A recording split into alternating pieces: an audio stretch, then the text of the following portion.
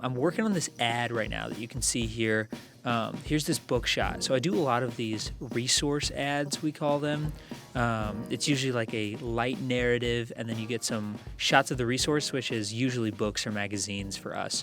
I wanted to show how I light up scenes in video using Premiere to make the books really pop, and what you can do to use masks to elevate your product or hero shots. So let's take a look at what I've been doing here. Let's go back a little bit. So we have the narrative you can see here, but when the hero shots come in, they kind of stick out, you know. So let's take a look at how I did that. Here's just like the footage I got. It's nicely shot footage. I have one labeled color layer here in effects controls. You can see, let's turn it on, and that just kind of brightens it up. Let's open our Lumetri scopes. It's still a little dark, so let's look at what I did over on the right side, overall color. I had to bring up the highlights a lot. Let's show, because it was shot kind of dark, but I'm not, I pulled the whites down so that it doesn't get too bright, because I know I want my books to be the brightest thing in this case. Sometimes you might want it to be the darkest or the most contrasty, or you want it to stick out from the background. And I decided to bring the highlights up and the whites down so that of the entire shot. So that, let's go back to effects controls. When I turn on this, now we're actually getting like our light source coming from the book. It's kind of like, this is a Christian ad, so it's nice when we make the light coming from the word, is something I learned, which is kind of cool. We don't want to get uncanny, because obviously like there isn't going to be light emanating from a book, but if we keep the motivated light, like you can see the light from the window behind it, it kind of looks like it's lighting the book up.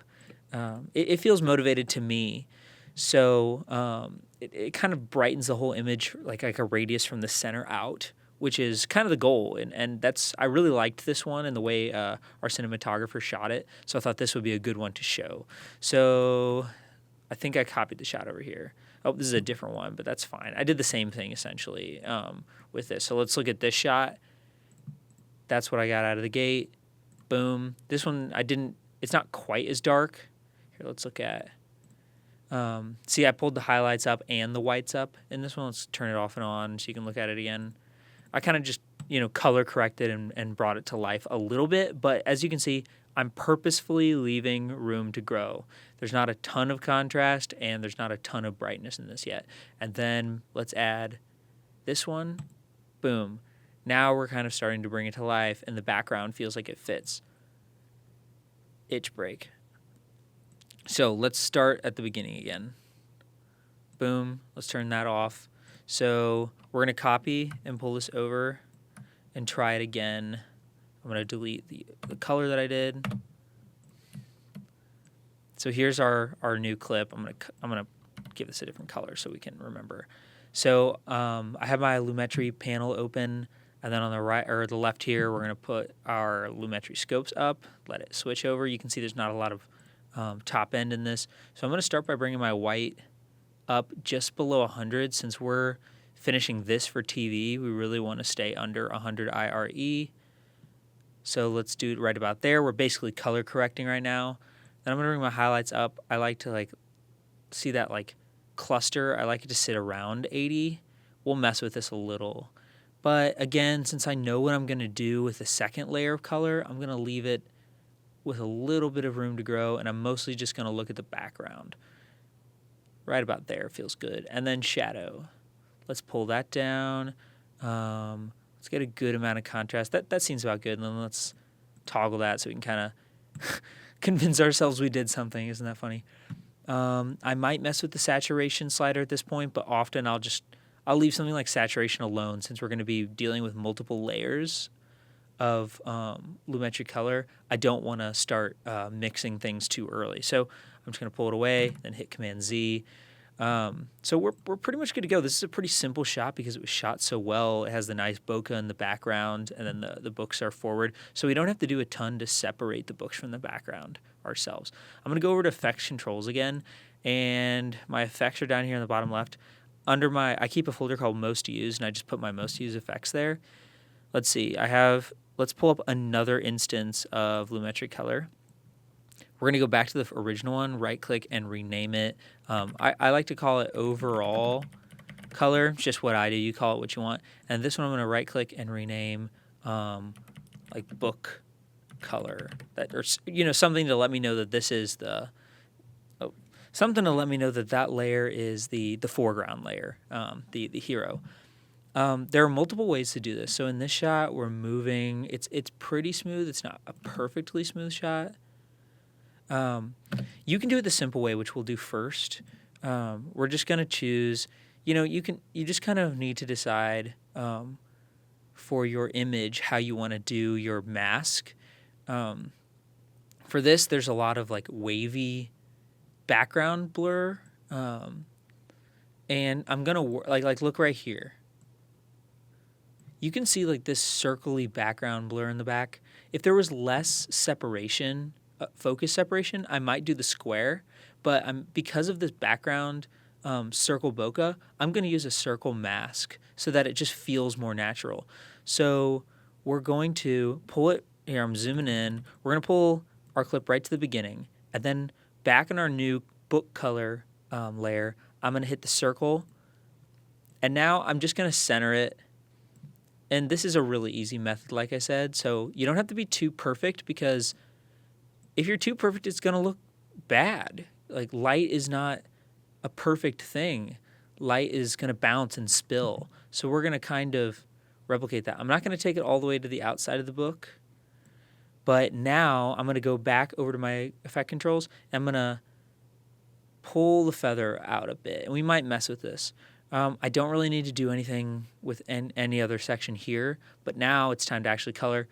I can either go up to the right and click book color and make sure I'm working on the right thing, or I can go down here. I tend to go down here on the left because under effects controls is where we're going to be working to use keyframes. So we're on the first frame.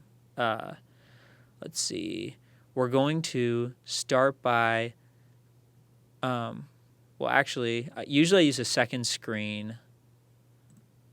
So I have my Lumetri scopes out. We can just pull them down here right now and go back. So we have effects controls, Lumetri scopes, and then our Lumetri color panel over here in case we want that.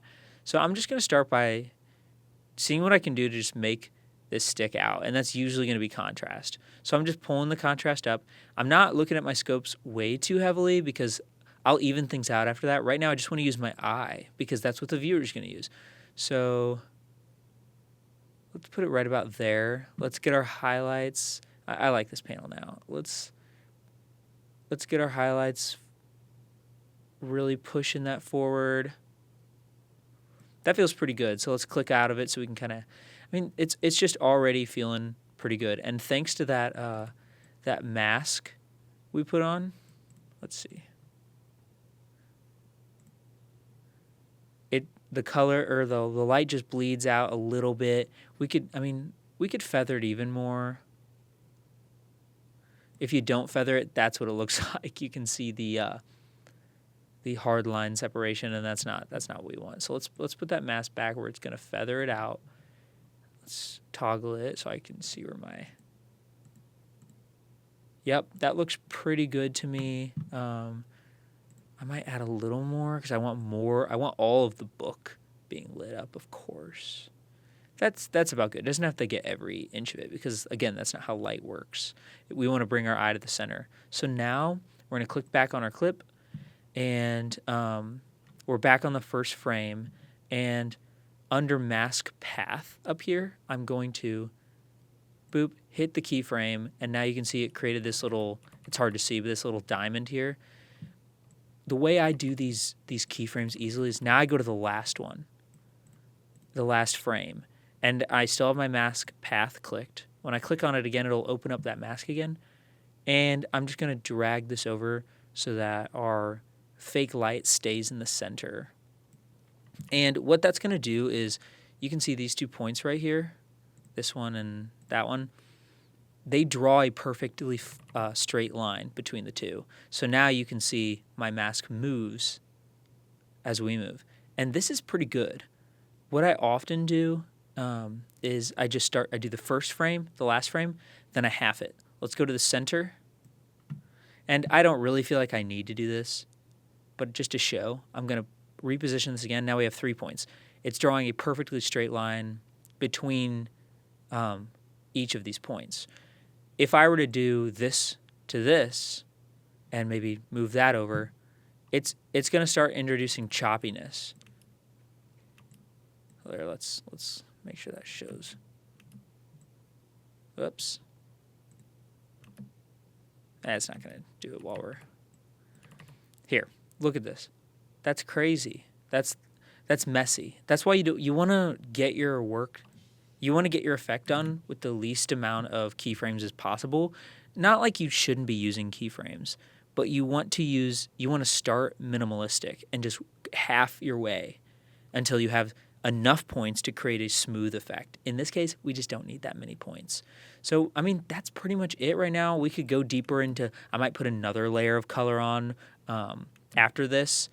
I might pull in one more, let's see. My effects, another layer of Lumetri, and I might name this, creative color. If I was doing one more layer, and then I make sure I'm clicked on creative color, and then I don't know, maybe I just pick a vibe or something. But that's usually later for me. That's usually after the producer has okayed it, after we've kind of got the whole ad together, then we get a vibe. See, I don't really like that particularly, but anyways, let's close that. Boom. I'm actually going to delete our book color again. Bye-bye. Because we're going to do it the long way now, just so I can show you what you do if you really want to get specific and you're not super worried about the bouncing of light. You just want an item lit up brighter. To do that, you just have to be willing to get a little more tedious. We're going to do a lot of zooming. So what I do is I have my keyframe set where F1, F2, F3, F4, and then F5, 6, 7, 8, whatever, zooms me in so whenever I click on my program window. And that can be super useful when you're doing masks. So I'll keep my finger over there while I'm drawing. So for now, let's put it back to there. We've got our one layer of color, so that's good. We're going to add another instance of Lumetri Color. Again, let's name this book. It's super important to name because you don't want to get confused. And once you start adding layers, and you might add an effect, like a grain, blur, whatever, we know what effects are, it starts to get messy. And that's why I name almost everything, unless it's a super simple clip with only maybe 1 or 2 effects. So now we've got our book color. What we're going to do is you can either draw it from scratch. Let's do that since we used a shape last time. So I'm on the first frame. I'm clicking my pen tool.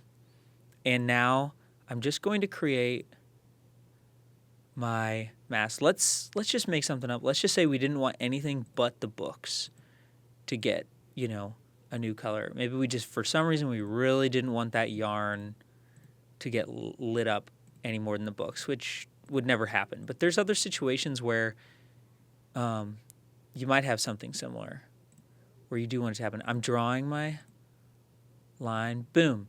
It's not perfect, but that's what we can zoom in for.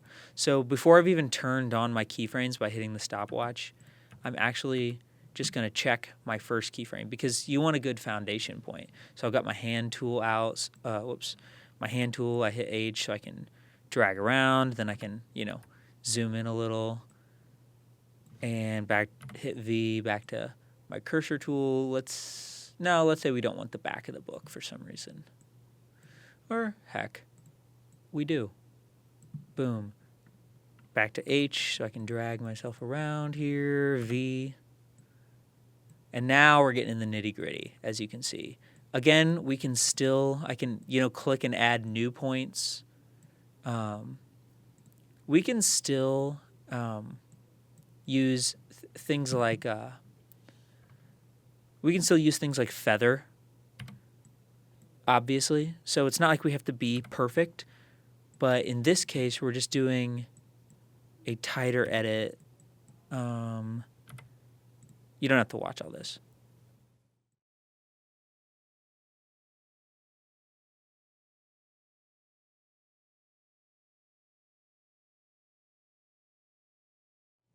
Okay, so I've got, a rough, usually I would be a little tighter than that depending on the project, but, I've got like a rough example um, of a fully edited, a fully masked book shot here. So let's go back to the beginning. We're going to now enable our mask path, and we're going to do the same thing we did before.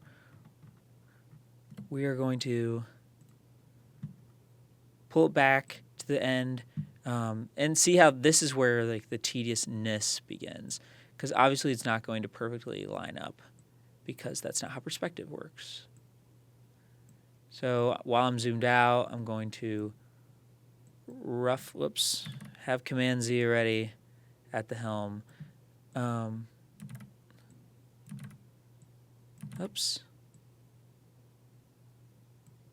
Roughly pull everything down. I'm not the best at masks in the whole world, so I'm sure there's faster methods than what I'm doing for changing your masks over time. Like I keep having this problem where I don't click on the point the exact way I want to all the time. Like I don't want to be curving that, but it's fine. I made it work for me.